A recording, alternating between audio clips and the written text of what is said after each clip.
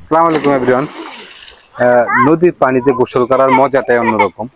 মানে এখানে যখন বেরিয়ে দিয়ে যাচ্ছিলাম তখন দেখতেছি যে ছোট পোলাপানগুলো এবং অনেক নদীর পানিতে সাঁতরাসাঁতরি করতেছে, ডুবাডুবি করতেছে।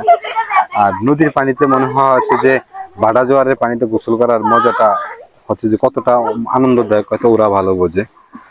এখন ওরা যে প্রচুর পরিমাণ লাফালাফি করতেছে, ডুবাডুবি করতেছে। আমাদেরও ছোটবেলাটা আমরা পুকুরে এইভাবে ডুবিয়েছিলাম। আর ওরা যে মজাটা পাচ্ছে, যে ফিলটা পাচ্ছে, এটা হয়তো কখনো কোনো অট্টালিকায় থাকা, শহরে থাকা মানুষ পায় না। যে ওরা যে মানে উপর থেকে কিভাবে পানিতে লাফাইতেছে, লাফালাফি করতেছে, সাঁতরাসাঁতরি করতেছে, হয়তো এই মজাটা, এই যে আনন্দটা, এটা হয়তো আমরা পাই না। আমরা যারা শহরে থাকি, ইয়াতে থাকি, আমরা পাই না। ওরা যে মজাটা পাচ্ছে,